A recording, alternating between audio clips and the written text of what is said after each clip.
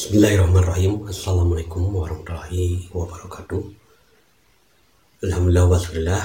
Puji syukur kepada Allah Subhanahu wa taala yang telah memberikan segala nikmat-nikmatnya, baik nikmat lahir maupun nikmat batin, terutama nikmat keluar masuk napas ini. Salam serta salawat kita curahkan selalu ke baginda Rasulullah SAW beserta keluarga dan para sahabat-sahabatnya. Alhamdulillah wassabillah, sahabat Kang Darman Desa yang setia selalu mengikuti apa yang disampaikan di channel Kang Darman Desa ini, semoga bermanfaat bagi kita semua. Karena di dalam belajar ketuhanan dengan metode zikir napas, kita harus senantiasa mempraktekannya di dalam kehidupan kita sehari-hari. Ya, secara rohaninya, perjalanan jiwa menuju kepada Allah dengan dasar dan landasan zikir napas. Dan kenapa harus dengan napas? Karena semua manusia dinapaskan oleh Allah. Maka daripada itu kita harus menyadari yang menapaskan diri kita, yaitu Allah Subhanahu wa taala. Dan di sini, jika kita emang benar-benar menjadi hamba Allah, menjadi saksi Allah dan khalifah Allah, kita harus tundukkan zohir kepada batin, batin kepada Allah. Pada hakikatnya kita harus selalu sadar bahwa yang terjadi saat ini dan sini itu adalah kehendak Allah. Dan disitulah kita harus benar-benar menyatakan penyaksian kepada Allah Subhanahu wa taala secara lahir maupun batin.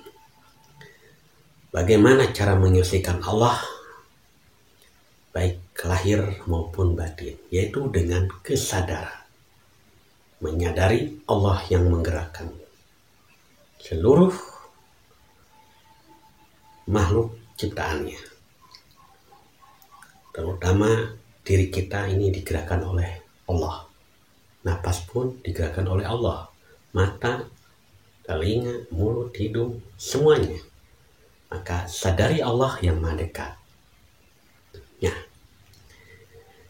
Ketika kita bergerak, sadari bahwa gerak itu adalah perbuatan Allah. Nah, secara lahir kita menyaksikan Allah yang menggerakkan jasad kita, teman, anak, istri, saudara, tetangga.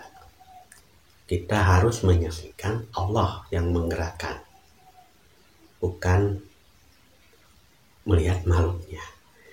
Itulah kesadaran yang menembus kepada Allah Subhanahu wa taala yang menggerakkan makhluk.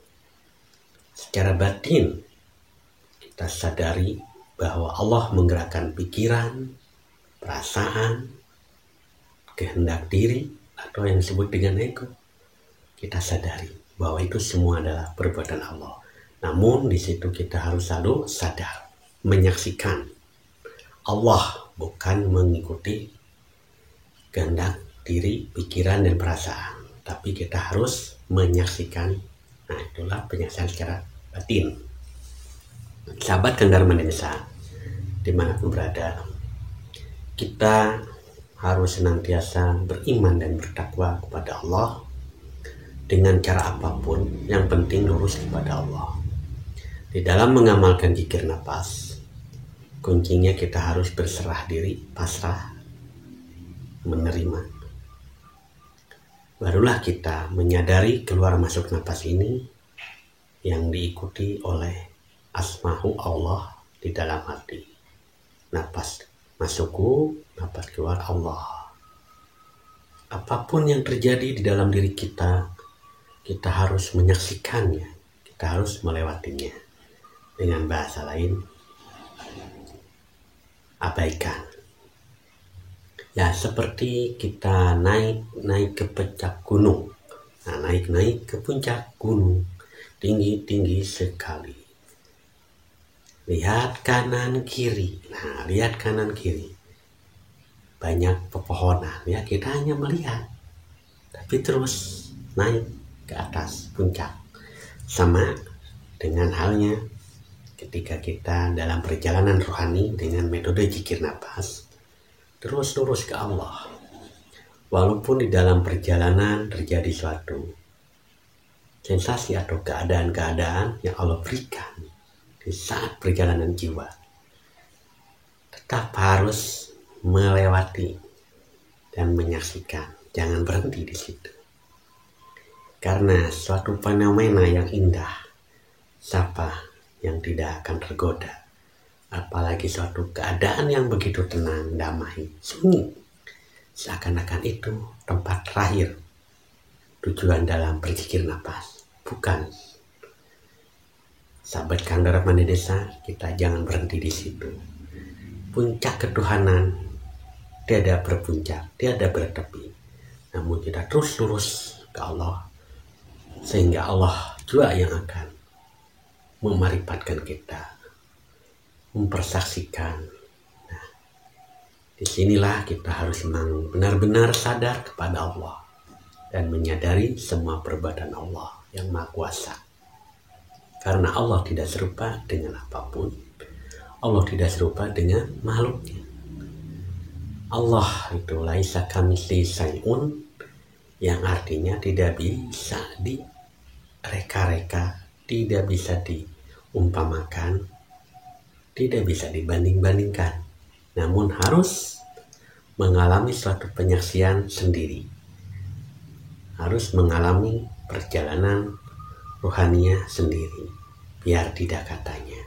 Maka dengan metode zikir nafas lah salah satu sarana untuk mencapai perjalanan rohaniah, menyaksikan Allah yang tidak serupa dengan apapun.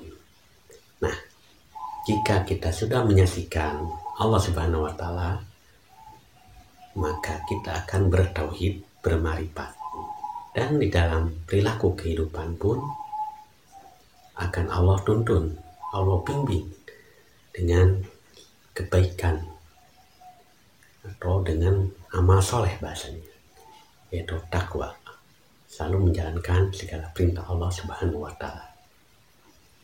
Sahabat Kandar Mandi Desa, dalam berzikir nafas kita harus benar-benar menolakkan keinginan, tidak ada keinginan.